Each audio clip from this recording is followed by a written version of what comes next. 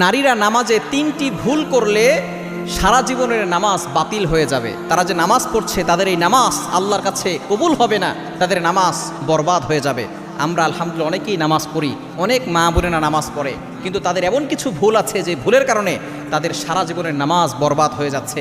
তারা কষ্ট করে নামাজ পড়ছে, এই নামাজ আল্লাহর কাছে কবুল হচ্ছে না ৩টি ভুলের কারণে। নাম্বার 1, 1 নাম্বার হচ্ছে নারীরা যদি এমন হিজাব পরে যে হিজাবের পরেও তাদের চুলের কোনো অংশ বের হয়ে থাকে, তাহলে কিন্তু তাদের নামাজ আল্লাহর কাছে কবুল হবে না। অবশ্যই চুলটাকে ভালো করে ঢেকে রাখতে হবে, শুধুমাত্র মুখমণ্ডল দেখা যাবে, এছাড়া চুল যাতে করে বের না হয়ে যায়। অনেক মা বোন তো এমন আছে শুধু নামাজের সময় না, তারা বাহিরেও চুল খোলা রেখে তারপরে হাঁটে। নবীজি সাল্লাল্লাহু আলাইহি ওয়াসাল্লাম জানিয়ে দিয়েছেন, যদি কোনো নারী একটা চুল পর পুরুষকে দেখায়, ওই একটা চুল 70টা সাপ হবে। এক একটা সাপের মাথা হচ্ছে উটের মাথার মতো, এক একটা সাপের দেহ লম্বায় হবে সুপারি গাছের মতো, মোটায় হবে